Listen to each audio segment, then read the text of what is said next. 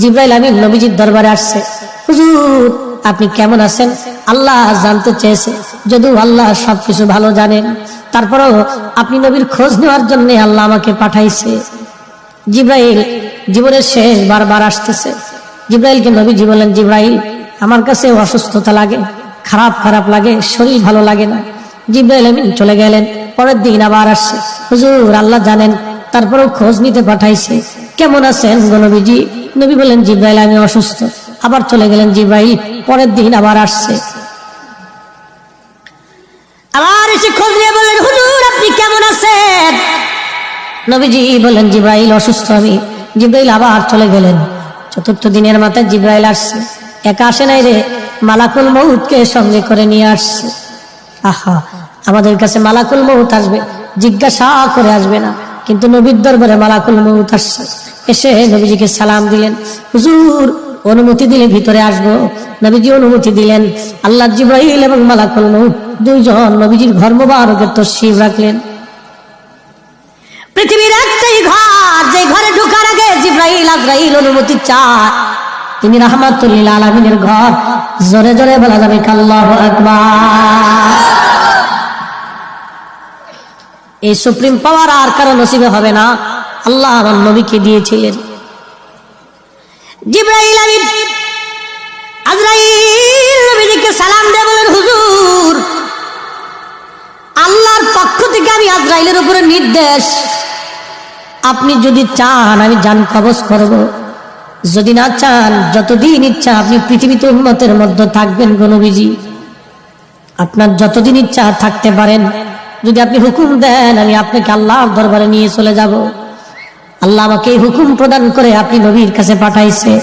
ইয়া নবী আল্লাহ অনুমতি যদি দেন, আপনার যেইভাবে অনুমতি হবে আমার হুকুম সেইভাবেই হয়েছে।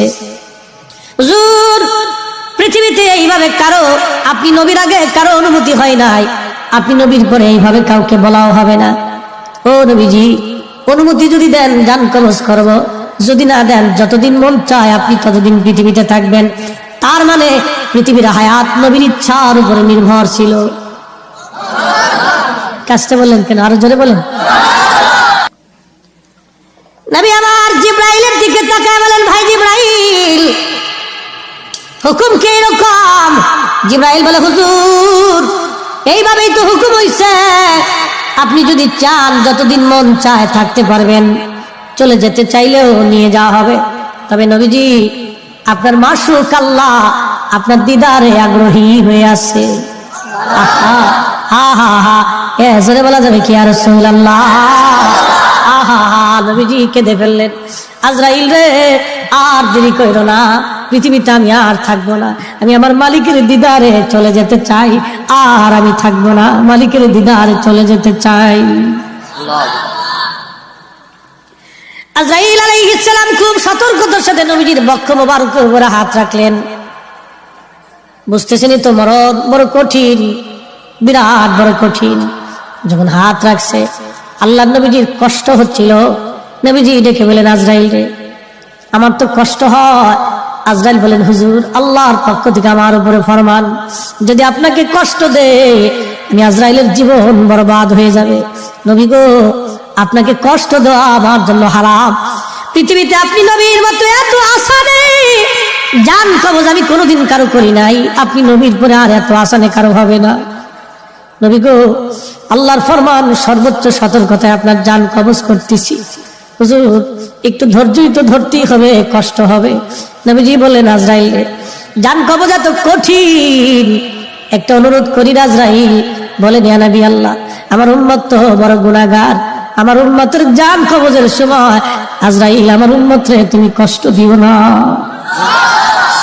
আরে উম্মতের দরদি নবী এই সময় আমাদেরকে ভুলে যান নাই। আমরা উম্মত হয়ে নবী ভুলে গেছি, আমরা উম্মত হয়ে নবী ভুলে গেছি, উম্মত হয়ে নবী ভুলে গেছি। এই সময় নবী আমাদেরকে ভুলে নাই, আমরা উম্মত হয়ে নবী ভুলছি। হায়রে কপাল পোড়া, উম্মত হয়ে নবী ভুলছি। বদনসিব আমাদের, বদনসিব, কপাল বড়ই মন্দ। কি হবে রে আমাদের এই কঠিন মেহশরে, কি হবে রে আমাদের কবরের জিন্দেগিতে, কি হবে রে কঠিন মৌতে, উপায় কি? উপায় কি, আমাদের উপায় কি? নবী ভুলে গেছি।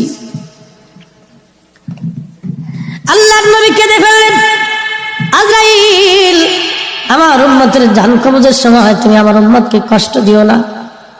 আজরাইল বলেন, ইয়া নবী আল্লাহ, নবী গো, আপনার উম্মতের জন্য একটা সুসংবাদ আছে।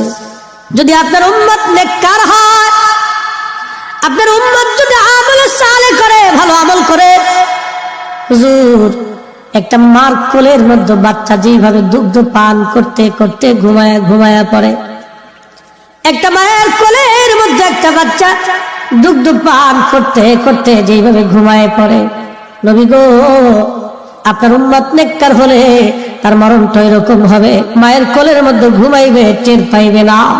আহা, চিৎকার মেরে বলা যাবে কি মারহাবা।